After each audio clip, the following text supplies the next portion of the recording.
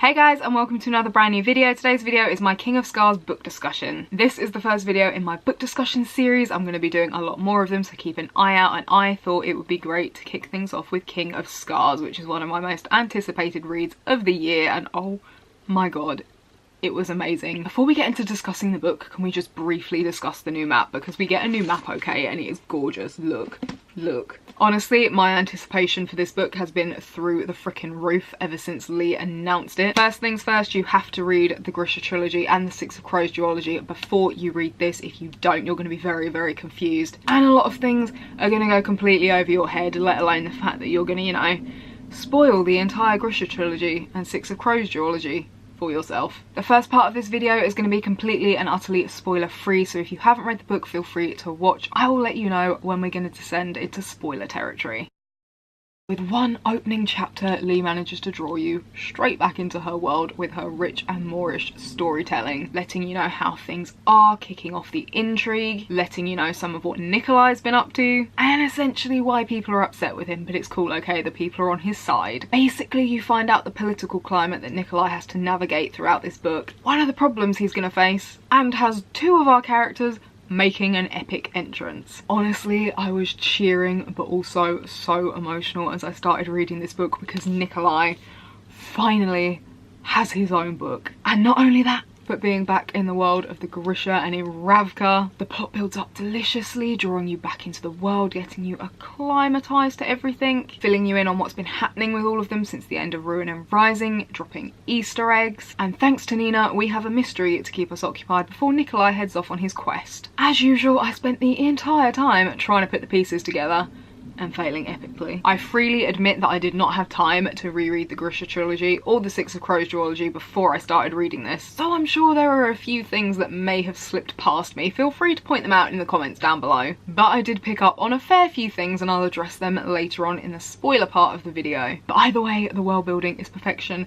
as usual, and she links this to both series so brilliantly, okay? So brilliantly. I have to say, I have really missed Lee's rich and decadent writing and her way of storytelling, and the way she draws you into her world with her words and sets an atmospheric scene. I was living and I was low-key giddy at the same time. We get a lot more history and mythology to the Grisha in this book, and we get more on the saints, which I completely and utterly lived for. I really appreciated all of it. I am a sucker for the mythology of this world and the history of it, and honestly I just really need a Grisha history book, okay? But I was so eager to get all of the tea on everything. Granted, this might not be new to people who have actually had the time to read Language of Thorns, which is, you know, still on the old TBR, but it was all new to me. We have 3 points of view throughout this book: Zoya, Nikolai and Nina. There is a 4th one that pops up in the second half of the book, but I'm going to be keeping that one a secret because spoilers. As usual, Lee excellently switches out the points of view to keep you on your toes, to keep the intrigue coming and to keep things moving. Nina's may have been a little bit slow as we built up the mystery and what was going on, and as we saw Nina coming to terms with things, and Nikolai and Zoya's points of view definitely had a lot more going on and was a lot more faster paced, but I feel like that's offset Nina's slightly slower one really well as hers built up. Either way, Lee knows how to leave you hanging and cursing a POV change, but still having you excited for it to switch again and carry on the story. The amount of times it got to the end of one point of view and I was like, no, don't change, no, don't change, and then it changed and I was like, god damn it, and then I got sucked into the other POV and I was like, don't change, and then it changed, and then I should have been happy that I was back in the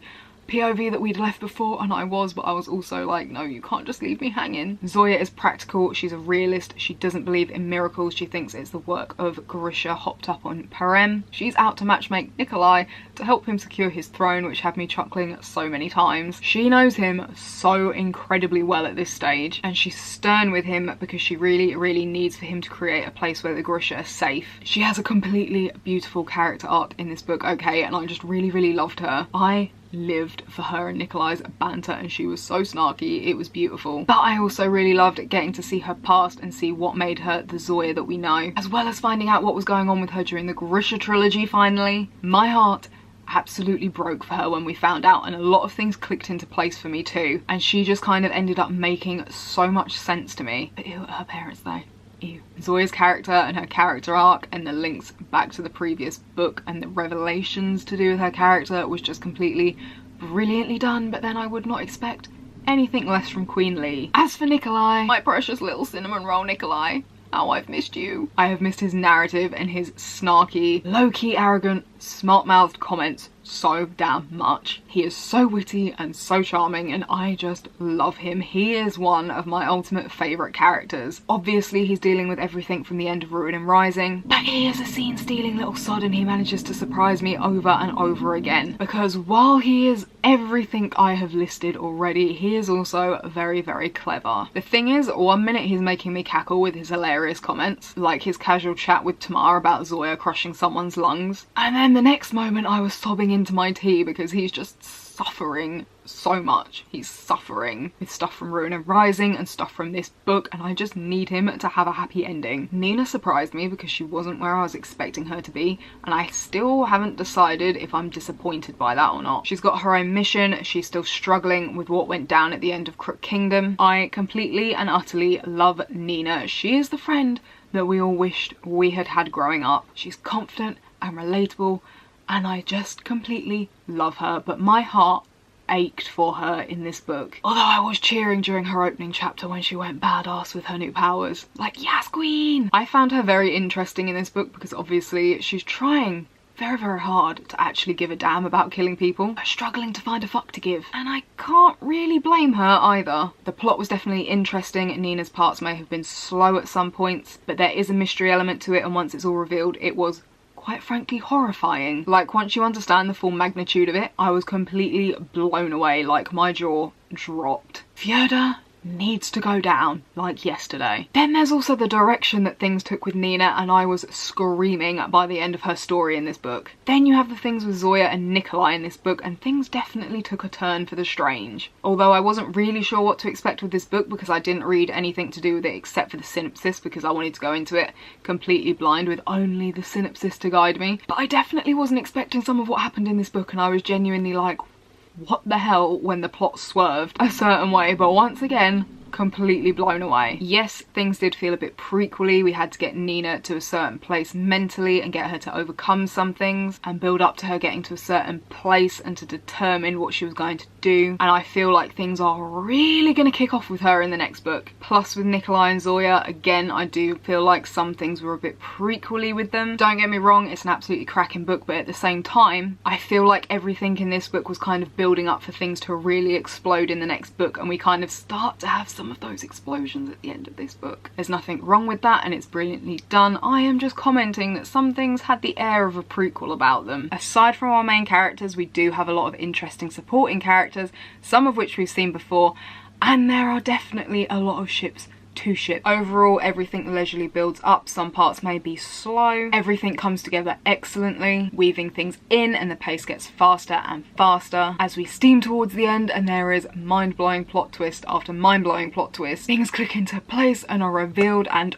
oh my god, the ending, I can't. This book ends on an absolutely epic note. I had to reread the final section at least 5 times before it actually sunk in, and it was one of those times when I finished reading, closed the book, set it aside, and had to sit there for a minute in silent contemplation like, oh my god. I for one loved the ending and I am living for it, but I know it's going to divide the Grisha fandom because I know some people are going to hate it hardcore. I have to admit, I genuinely never ever saw Lee going in this direction, and holy shit, it is amazing. But yeah, people aren't gonna like it. I guess whether you like it or not is gonna depend where on the fence you sit about a certain character. King of Scars was obviously one of my most anticipated books of the year, and it did not let me down. I savoured each moment. I missed Lee's writing and the world, and I've missed Nikolai, and I have always wanted a book for Nikolai, just for Nikolai, ever since I first met his character. Lee has done an excellent job as usual. It's cinematic and atmospheric and beautifully written, and it builds everything up, including building the world up even more than it has already. It delves deeper into characters that we've already met and builds them up even more, and I completely love how Lee seamlessly links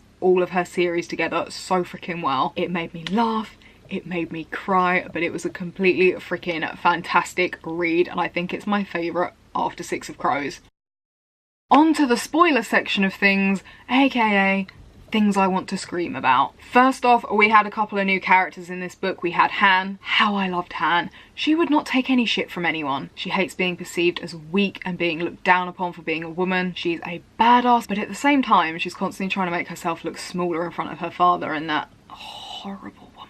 She's always been told that there's something wrong with her because she's not girly enough, I guess. I don't know, but I loved her, and I really feel like she was exactly what Nina needed to help get her back on her feet. I love Matthias, and I ship Matthias and Nina so freaking bad, okay? But I do love Han, and I do feel like she and Nina are really well suited, and I ship it.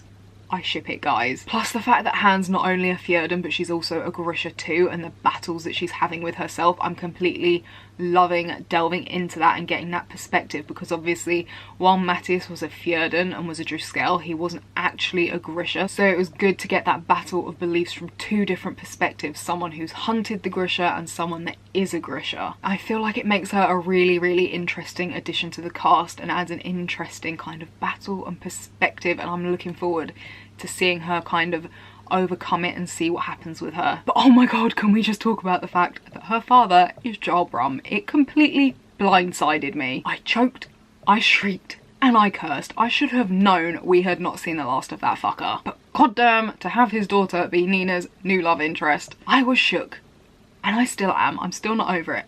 I'm still not over it. When he first appeared, I was literally just like, no. And then when it was revealed, I was just like, fuck no. Our other new character is Yuri. I can't lie, Yuri got on my last nerve. I actually wanted to hit him multiple times throughout the book. Yes, I love the Darkling, he is an absolutely excellent villain, but he still killed people and made life incredibly shitty for the characters that we spend a lot of time with in this book, like Zoya and Genya and everyone. And we really delve into that in the effect he and his actions have had on those characters in this book, and it kind of had me reevaluating my opinion of the Darkling a little bit.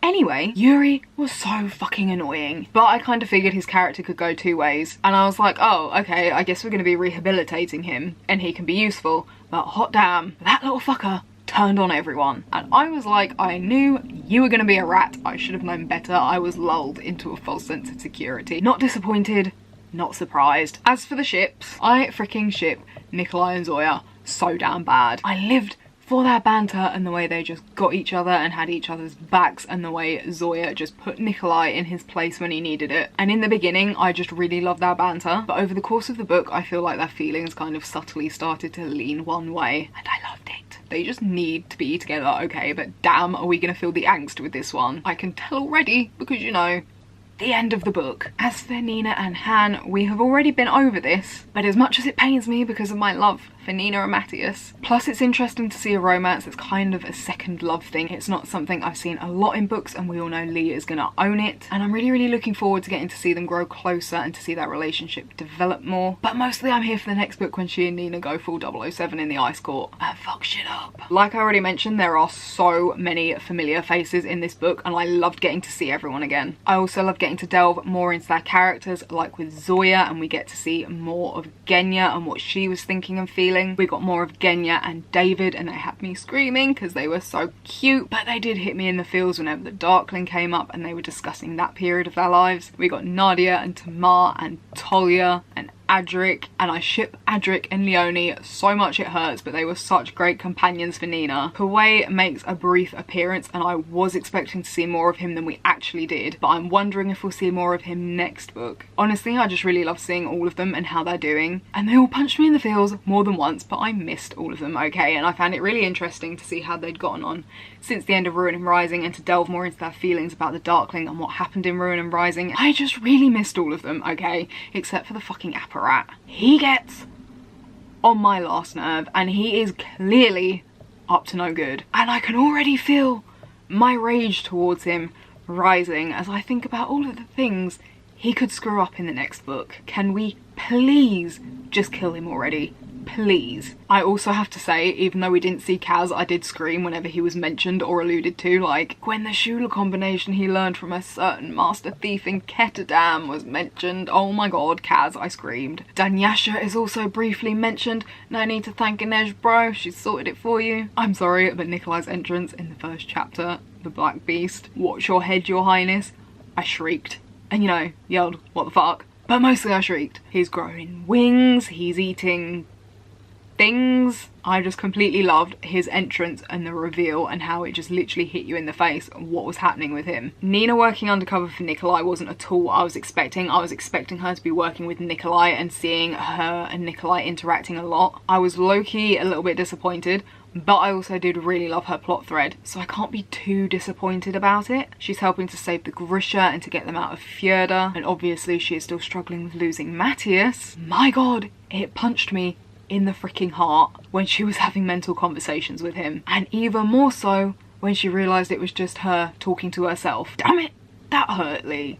That hurt. Do not get me started on her finally burying Matthias, okay? I actually can't talk about it in detail. My heart broke and I was so choked up, and it was beautifully written, but it completely killed me. And then Lee hit me with Trassel as well, and I was just like, oh my god, are you trying to kill me? And speaking of Nina, I have to mention the scene where she was using her power to call the girls and they were speaking through her. I got the chills reading that scene. I 100% got the chills, and I had to pause and I was like, oh my god. I loved the 3 different POVs and the ground we covered in this book, but I also feel like they had kind of slightly different vibes to them. We had Nikolai and Zoya and the hunt for a bride and juggling kingly duties and investigating miracles, and Nikolai and his demon problem kind of had me in mind of a gothic horror story like Jekyll and Hyde. Then Nina had us on missions and it was full of mystery with the creepy fort turned factory, and it was a little bit Mission Impossible, and it was an interesting contrast, and I was kind of waiting to see how it was all going to connect, and then boom,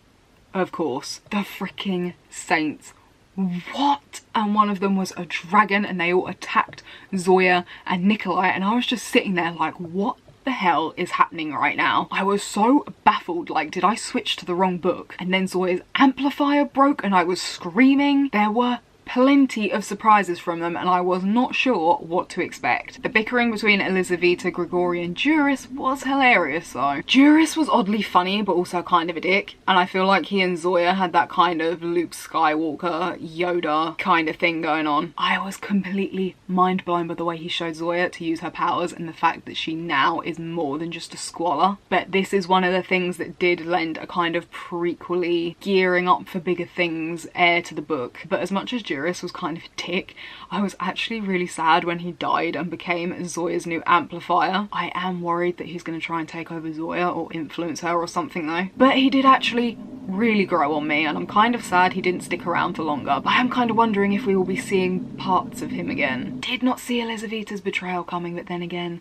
I wasn't particularly interested in her. Yuri, I hated anyway, so I wasn't really surprised by that little brat. Grigori though, he really didn't do anything wrong and he was trying to protect Nikolai, and I felt so bad for him. But more importantly, what happened to his little cubbly, the one with the wheels? I just need to know it's not just been left there to fend for itself, and it's not just rolling about all on its own with no one to look after it and just starve. I just need to know, okay? It actually makes me sad to think about the poor little thing completely abandoned. Isaac being Nikolai's double when he went missing, yes, it solved the problem, but it had me low-key on edge. Firstly, because if they got found out, the apparat was going to be all over them like a freaking rash. But I was also kind of wary of Isaac. Like, what if it went wrong and Isaac decided he didn't want to not be king? I did soon realise though that Isaac wasn't that kind of person, and then I got attached, which was a mistake on my part and I should know better. But we started getting his point of view and he grew on me, and we got his backstory and I liked him and he was sweet, and I should have known that that meant he had to die. Which leads me to Eri, who's not actually Eri but is actually a guard, specifically one that they thought was going to defect, stabbing Isaac because she thought he was Nikolai, obviously,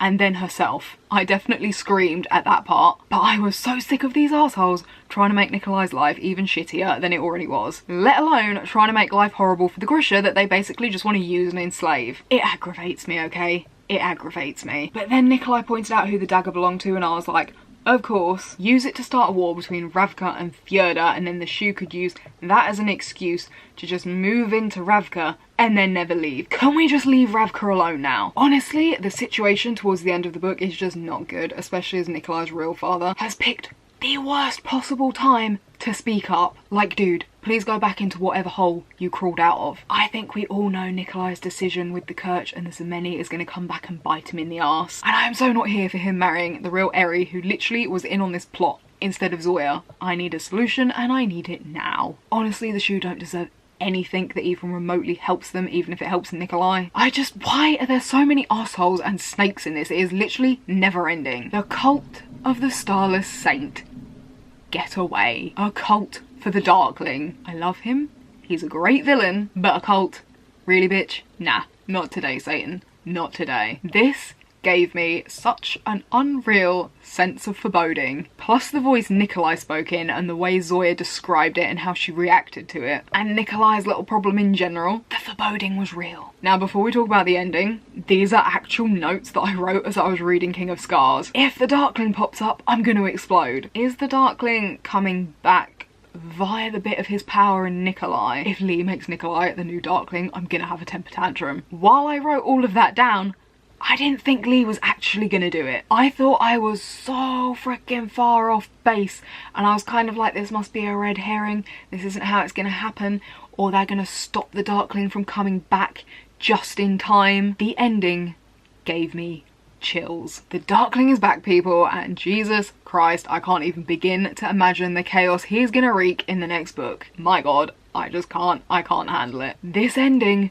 completely blew my mind. And while I do love the Darkling and I am incredibly excited about the turn this took and his return, I'm still salty that Yuri got what he wanted. I also feel like the Apparat is going to team up with the Darkling, which I'm really not here for, but at the same time I'm kind of hoping the Darkling does me a solid and finally kills that fucker off. Or, you know, someone else will. With the Darkling's return, it obviously brought a load more questions, and I am super curious as to whether at the end of the next book he's gonna truly die, or whether they'll reach some kind of deal or compromise with him and keep him alive. Perhaps he'll be rehabilitated and join in with the camaraderie as they fight against Fjorda, which I kind of would low-key live for, but I recognise it's gonna be difficult to get him to that level and pull it off. Let's be real, they could probably use his help, but the suffering Zoya and Genya and the others are gonna go through with him floating about, I can feel the angst already. I can feel it radiating. But more importantly, I had a thought while I was writing my notes up for this video, and are we